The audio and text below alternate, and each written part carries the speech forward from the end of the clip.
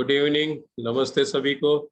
आज हम लोग मराठी विषय के अंतर्गत तीसरी कविता जो है प्रभात, यह पढ़ने वाले हैं। प्रभात कविता में क्या कवि बताना चाहते हैं देखते हैं हम लोग। प्रभात का अर्थ होता है सकाळ, सुबह, मराठी में सकाळ। सवेरे के समय का दृश्य किस तरह से होता है। जो सुबह होती है तो हम एक नई ऊर्जा के साथ रात भर आराम करने के बाद जो हमें एक नई एनर्जी आती है, उसके बाद दिन की शुरुआत करते हैं और एक नया सवेरा होता है, नई सुबह होती है। तो देखते हैं इस कविता में कवि हमको प्रभात कविता के माध्यम से क्या बताना चाहते हैं। प्रभात या कवितेचे कवी आहेत किशोर बळी।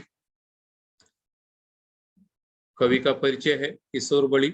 प्रसिद्ध कवी, त्यांच्या पाकळ्या हा चारोळी संग्रह, पहाटेच्या प्रतीक्षेत, अक्षरांचे सूर हे काव्यसंग्रह, धुम्मस हे वराडी स्तंभलेखन इत्यादि लेखन प्रसिद्ध है। किशोर बळी बहुत ही प्रसिद्ध कवि है मराठी के। चारोळी संग्रह, पाकळ्या, पहाटेच्या प्रतीक्षेत, अक्षरांचे सूर या काव्य संग्रह है। धुम्मस वराडी स्तंभलेखन है। ये सब लेखन इनके प्रसिद्ध हैं। अनेक चित्रपटांसाठी त्यांनी गीत लेखन केले आहे। अनेक मराठी चित्रपट है, फिल्म है जिसके लिए उन्होंने गीत लिखा है। काही मालिका आणि चित्रपट यातून अभिनय केला है। अभिनय मीन्स एक्टिंग। बहुत सारे जो टीवी सीरियल्स होते हैं, फिल्म होते हैं, उसमें भी उन्होंने रोल प्ले किया है किशोर बळी जी ने। त्यांचे हास्यबळी.com या प्रबोधनपर एकपात्री कार्यक्रमाचे राज्यभरात सुमारे 300 प्रयोग झालेले आहेत। हास्यबळी.com एक पात्री कार्यक्रम, एक पात्री सिंगल पात्र होता है, उसमें एक ही कैरेक्टर वो सबका रोल प्ले करते हुए बोलता है। तो उसके 300 प्रयोग पूरे राज्य में, महाराष्ट्र राज्य में हो चुके हैं। त्यांना तुका म्हणे काव्य पुरस्कार, स्वर्गीय यशवंतराव दाते संस्थेच्या विनोदी लेखन पुरस्कार, राष्ट्र सेवा दलाच्या समाज शिक्षक पुरस्कार, अशा अनेक पुरस्कारांनी सन्मानित करण्यात आला है। अर्थात बहुत कम ही छोटी उम्र में उन्हें अनेक पुरस्कार मिले। उदाहरण के लिए तुका म्हणे काव्य पुरस्कार, स्वर्गीय यशवंतराव दाते संस्था के द्वारा विनोदी लेखन पुरस्कार, ऐसे अनेक पुरस्कार उन्हें प्राप्त हुए हैं। राष्ट्र सेवा दल का जो सामाजिक पुरस्कार है वह भी मिला है। तो ऐसे हम देखते हैं कि किशोर बळी ने बहुत ही कम उम्र में अनेक पुरस्कारों को प्राप्त किया है। अब इस कविता के माध्यम से कवि क्या बताना चाहते हैं उसको संक्षेप में देखते हैं। तो इस कविता में कवि कहते हैं, विज्ञान तंत्रज्ञानाच्या नव्या युगात ज्ञानाची नवनवी दालने खुली होत आहेत। जो आज का युग है वह विज्ञान का युग है, तंत्र ज्ञान का युग है, टेक्नोलॉजी का युग। तो उसमें नए नए अनेक सोर्सेस आ रहे हैं, सीखने की अनेक अनेक नई नई बातें आ रही है, नई नई चीजें आ रही है। नव्या पिढीला कला गुणांच्या विकासाच्या नव्या संधी मिळत आहेत। जो नई पीढ़ी है, आप भावी पीढ़ी हो इस देश के, आज की जो पीढ़ी है, युवा पीढ़ी, उसे अनेक नए नए मार्ग दिखाई दे रहे हैं अपने अंदर के जो कला गुण है उसको विकसित करने के। असा आश्वासक वातावरणात भेदभाव विसरून देशाला प्रगती पथावर नेण्याच्या नव्या वाटा शोधण्याचे आवाहन कवी या कवितेतून करत आहेत। तो आश्वासक मतलब ऐसे आशावादी युग में जहां पर हमें कोई आश्वासन दे रहा है, आश्वस्त कर रहा है, ऐसे वातावरण में हम सभी को अपने भेदभाव को भूल करके, हम देशवासियों को अपने अंदर के सारे भेद को मिटा करके, हिंदू मुस्लिम सिख ईसाई इस तरह की जो बातें हैं, एक दूसरे से धर्म के आधार पर लड़ना, इन सब बातों को भूल करके देश को प्रगति पथ पर ले जाने के लिए नए नए मार्ग खोजने चाहिए।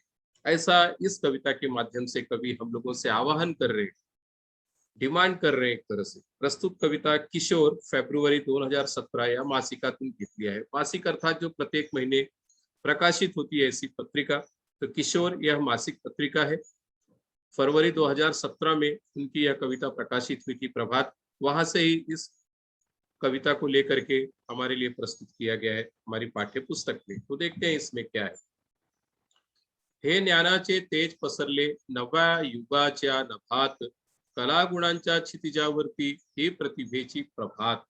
हे ज्ञानाचे तेज पसरले नव्या युगाच्या प्रभात, कलागुणांच्या क्षितिजावरती ही प्रतिभेची प्रभात। इसका सरल अर्थ देखते हैं।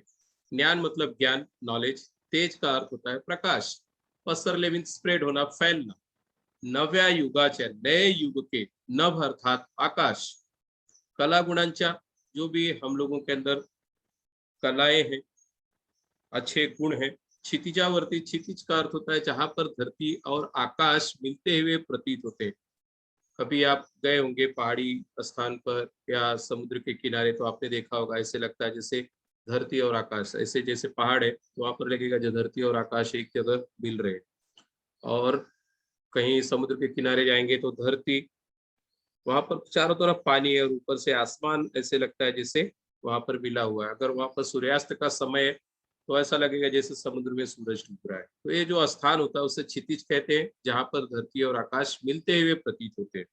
तो अब इस लाइन का क्या सरल अर्थ हम देखते हैं।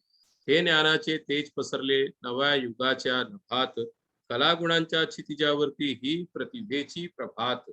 प्रतिभा, जो भी टैलेंट है हम लोगों में, तो इस ज्ञान के युग में चारों तरफ ज्ञान का प्रकाश फैला हुआ है। इस नए युग में, नए युग के इस आसान आसमान में, आकाश में ज्ञान का चारों तरफ प्रकाश फैला हुआ है। कला गुणांच्या क्षितिजावरती, कला गुण जो भी है हमारे अंदर, ही प्रतिभेची प्रभात, एक तरह से नई सुबह है।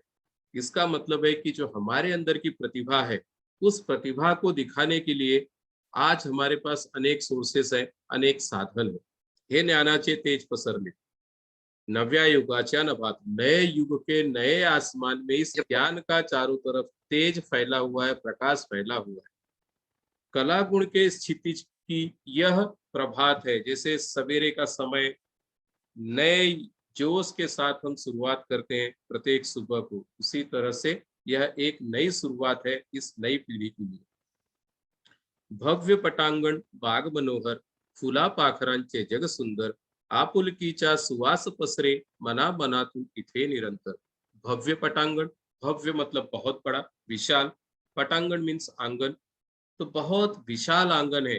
बाग मनोहर, बाग बगीचा, मनोहर मतलब सुंदर, मनोहारी, मन को हरने वाला।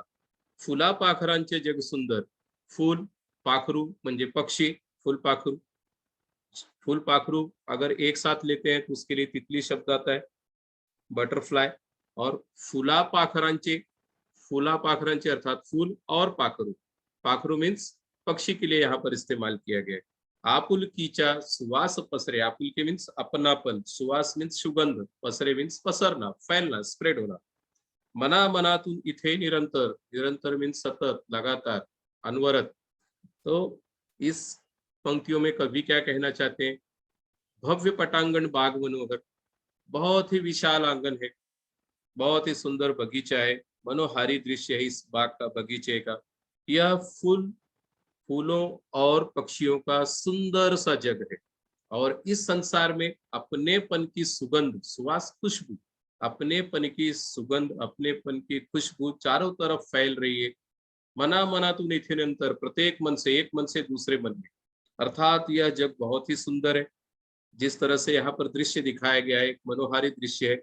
सभी प्रसन्न वातावरण में खेल रहे हैं बच्चे, कोई बच्चा पौधा लगा रहा है। तो इस तरह से इस नए युग के नए आंगन में, सुंदर युग में, सुंदर बगीचे में, इस अच्छे से संसार में सभी लोगों के बीच आपस में सुगंध फैल रही है, अपनेपन की खुशबू चारों तरफ एक मन से दूसरे मन में, लोगों के मनों में फैल रही है, फैलने का काम हो रहा है इस संसार। गुरुजनांची अमूल्य शिकवण, या स्पर्धेच्या युगात कलागुणांच्या क्षितिजावरती हे प्रतिभेची प्रभात। गुरुजनांची अमूल्य शिकवण, हमारे गुरुजनों ने, अमूल्य का अर्थ होता है जिसकी कोई कीमत नहीं, बेसकीमती, जिसका मूल्य लगाया नहीं जा सकता। गुरुजनांची अमूल्य शिकवण, शिकवण मीन्स जो सिखाया गया है। या स्पर्धेच्या युगात, इस कॉम्पिटिटिव युग में, स्पर्धा का युग है संसार, कलागुणांच्या क्षितिजावरती ही प्रतिभेची प्रभात। अर्थात हमारे गुरुजनों ने जो भी हमें अच्छी बातें सिखाई है, एक तरह से इस स्पर्धा के युग में हमारे लिए वह अमोल धरोहर है। क्योंकि जो भी बचपन में हमारे गुरुजनों ने अच्छी बातें सिखाई होती है, जीवन भर वो काम देता है, निरंतर हमें अच्छे मार्ग की ओर अग्रसर करने का काम करते हैं हमारे गुरुजनों की सिखाई हुई बातें। तो इस कला गुण के क्षितिज पर एक तरह से यह नई शुरुआत है और इस स्पर्धा के युग में हम अपने गुरुजनों की सिखाई हुई बातों को लेकर के आगे बढ़ेंगे। पायाभरणी अस्तित्वाची प्रयोगशाळा व्यक्तित्वाची तन सुदृढ वन विशाल हुई इथे रुजवणूक त्या तत्वांची। पायाभरणी अर्थात फाउंडेशन, नींव रखना किसी चीज, तो एक तरह से हमारे अस्तित्व की पाया भरने का कार्य गुरुजनों द्वारा किया जाता है। प्रयोगशाला व्यक्तित्वाची, हमारे व्यक्तिमत्व को विकसित करने की एक तरह से यह प्रयोगशाला है, जहां पर हम लोग अपने व्यक्तित्व को विकसित करने का कार्य करते हैं। व्यक्तित्व में ओवरऑल पर्सनालिटी आ जाती है, हमारा बोलचाल का तरीका, हमारा पहनावा, स्वच्छता, किस तरह से हम किसके साथ बर्ताव करते हैं, हमारा बिहेवियर, सारी बातें आ जाती हैं। तो इन सब बातों की जो पाया भरनी है, इसकी नींव एक तरह से पाठशाला में पड़ती है। हम अच्छी अच्छी बातें सीखते हैं, गुरुजनों द्वारा सिखाई गई अच्छी बातों को हम याद रखते हैं, स्मरण रखते हैं और पूरे जीवन भर उसका एक तरह से हम प्रयोग करते हैं। तन सुदृढ़ मन विशाल हुई इथे रुजवणूक त्या तत्वांची। तत्व मीन्स जो अच्छी बातें हैं, जो सिद्धांत है, तन सुदृढ़, शरीर से मजबूत, और हमारा मन, हमारा हृदय विशाल होगा। इथे रुजवणूक, रुजवणूक में एक तरफ से इन्वेस्ट कर। तो पाठशाला में हम क्या सीख रहे हैं, अपने गुरुजनों से क्या सीख रहे हैं कि अपने मन को कैसे विशाल बनाए। विशाल मन का अर्थात है किसी की गलतियों को क्षमा कर, अच्छी बातों को स्वीकार करना, अगर हम हार भी गए तो उसे भी अच्छी तरीके से स्वीकार करना, एक्सेप्ट करना। सामने वाला अगर जीत भी गया तो उसे उसकी जीत की बधाई देना। तो इस तरह से अपने तन को, मन को विशाल बनाना है, तन को सुदृढ़ बनाना है। और इन सब बातों की जो इन्वेस्टमेंट है, रुजवणूक है, पाया भरनी है, यह सब कहाँ पे होता है? पाठशाला में, गुरुजनों के द्वारा सिखाई गई बातों से। विचारधारा तीच वाहते नसा नसात रगा रगात, कला गुणांच्या क्षितिजावरती ही प्रतिभेची प्रभात। विचारधारा तीच वाहते नसा नसात, अर्थात यह जो विचारधारा है, विशाल हृदय होना चाहिए और लोगों के प्रति क्षमाशीलता की भावना, जो भी अच्छी बातें हैं, जो भी अच्छे व्यक्तित्व के लिए आवश्यक है, ये सारी विचारधाराएं हमारे नसों नसों में बहनी चाहिए, हमारे रग रग में होनी चाहिए। रगा रगात, हमारे खून के एक एक बूंद में इस तरह की विचारधारा होनी चाहिए। कला गुणांच्या क्षितिजावरती ही प्रतिभेची प्रभात। कवि कहते हैं कि कला गुणों के इस युग में, इस क्षितिज पर यह एक नई शुरुआत है, एक नई सुबह है, अपनी प्रतिभा को दिखाने के एक बेहतरीन अवसर है यह युग, जो तंत्र ज्ञान का युग है।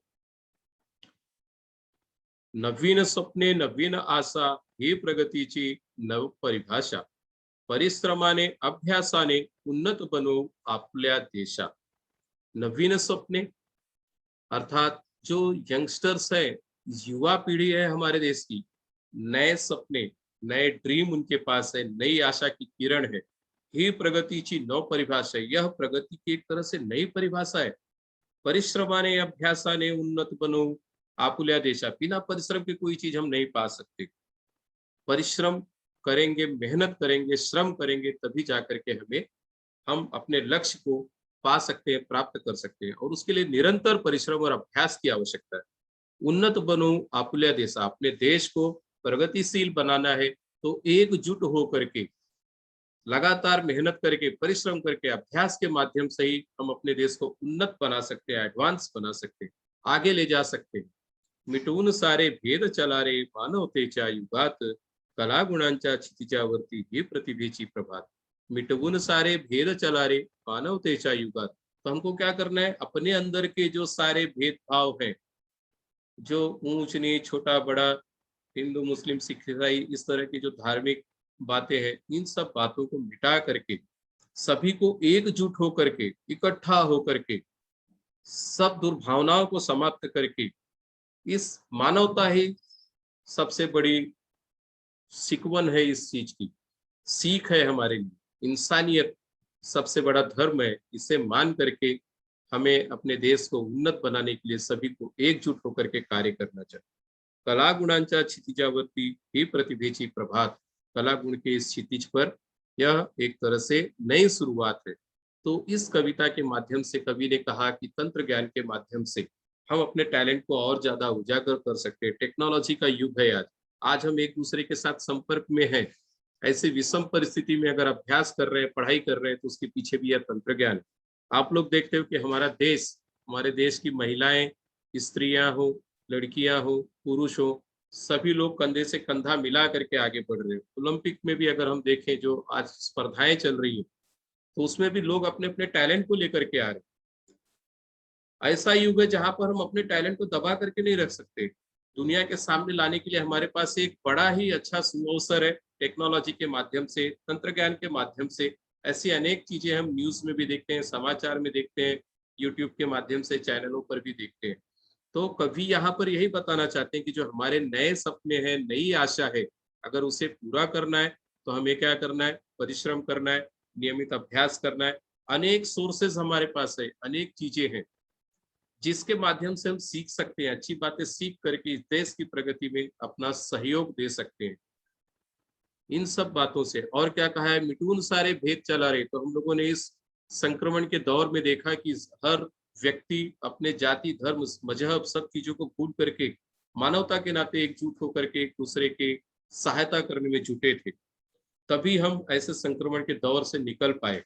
तो इस तरह से हम देखते हैं कि अगर हम अपने भेदभाव, इन सब चीजों को भूल जाएं, तो हमारा देश निश्चित ही एक दिन सर्वशक्तिमान होगा, इस दुनिया में सबसे ऊपर होगा। अब इस कविता के शब्दार्थ को देखते हैं। क्षितिज आकाश पृथ्वीला टेकलेले आहे असे दिसणारी भासमान रेषा, मनोहर, सुंदर, निरंतर, सतत, प्रयोगशाळा व्यक्तित्वाची, व्यक्तिमत्वाच्या जडण घडणीचे ठिकाण, अर्थात जहां पर हम अपने पर्सनालिटी को डेवलप कर सकते हैं, अपनी एबिलिटी को दिखा सकते हैं। नव परिभाषा, नवीन व्याख्या, उन्नत अर्थात विकसित। अब स्वाध्याय देखते हैं। खालील प्रश्नांची एका वाक्यात उत्तरे लिहा। कवीने वर्णिलेली प्रतिभेची प्रभात कुठे होणार आहे? अगर कविता आपने ध्यान से सुनी है तो इन प्रश्नों के उत्तर आप आसानी से दे सकते हैं। तो कवीने वर्णिलेली प्रतिभेची प्रभात कुठे आहे? कला गुणांच्या क्षितिजावरती। कवीच्या मते व्यक्तिमत्वाच्या प्रयोगशाळेत कोणते गुण रुजतील? प्रगति नव परिभाषा कोणती? तो ये सारे प्रश्नों के जो उत्तर हैं अगली स्लाइड पे हम देख सकते हैं। गोलातील शब्दाचा आधार घेऊन चौकटी पूर्ण करा। सुंदर जग कोणाचे? पसरणारा सुवास कसाचा? अमूल्य शिकवण कोणाची? पायाभरणी कसाची? तो इसका उत्तर यहाँ पर दिया है। कवीने वणिलेली प्रतिभेची प्रभात कुठे होणार आहे? कवीने वणिलेली प्रतिभेची प्रभात कलागुणांच्या क्षितिजावरती होणार आहे। कवीच्या मते व्यक्तिमत्वाच्या प्रयोगशाळेत कोणते गुण रुजतील? कवीच्या मते व्यक्तिमत्वाच्या प्रयोगशाळेत आपले तन सुदृढ होईल, मन विशाल होईल, असे गुण रुजतील। प्रगतीची परिभाषा कोणती? प्रगतीची नव परिभाषा नवीन स्वप्ने, नवीन आशा ही प्रगतीची नवीन परिभाषा आहे। गोलातील शब्दाचा आधार चौकटी पूर्ण करा। सुंदर जग कोणाचे आहे? फुलापाखरांचे आहे। पसरणारा सुवास कसाचा आहे? आपुलकीचा आहे। अमूल्य शिकवण कोणाची आहे? तर गुरुजनांची आहे। पायाभरणी कसाची आहे? अस्तित्वाची आहे। कवितेच्या आधारे योग्य पर्याय निवडा। कलागुणांच्या क्षितिजावर प्रतिभेची पहाट उगवली, कारण 4 ऑप्शंस दिए, उसमें से योग्य पर्याय जो है लिखना है। तो इसमें है थर्ड, ज्ञानाचे तेज नव्या युगाच्या नभात पसरले। कवीच्या मते मानवतेचे युग म्हणजे काय? भेदाभेद नसलेले युग। कवि के अनुसार जो मानवता का युग है, किसी भी तरह का भेद ना हो उसमें। योग्य जोड्या जुळवा। नव्या युगात प्रतिभेची प्रभात, पायाभरणी अस्तित्वाची, व्यक्तिमत्वाची प्रयोगशाला, और प गट में ऑप्शंस दिए हैं, इसमें से आप जो करेक्ट उत्तर है उसे देख करके लिख सकते हैं। ये अभी अगले स्लाइड में दिया है। कला गुणांच्या क्षितिजावरती प्रतिभेची पहाट उगवली, कारण ज्ञानाचे तेज नव्या युगाच्या नभात पसरले। कवीच्या मते मानवतेचे युग म्हणजे काय? भेदाभेद नसलेले युग। योग्य जोड्या जुळवा। नव्या युगाच्या नभात, नव्या विचारांच्या क्षेत्रात, प्रतिभेची प्रभात, नवनिर्मितीची पहाट। नवनिर्मितीची पहाट मतलब कुछ तो नया, सृजनशीलता, नई नवोपक्रम करने की सुबह। पायाभरणी अस्तित्वाची, स्वतःचे अस्तित्व मजबूत करणे, नींव को अच्छा करना, फाउंडेशन को मजबूत बनाना। व्यक्तिमत्वाची प्रयोगशाळा, व्यक्तित्वाची जडण घडण। खूप खूप धन्यवाद।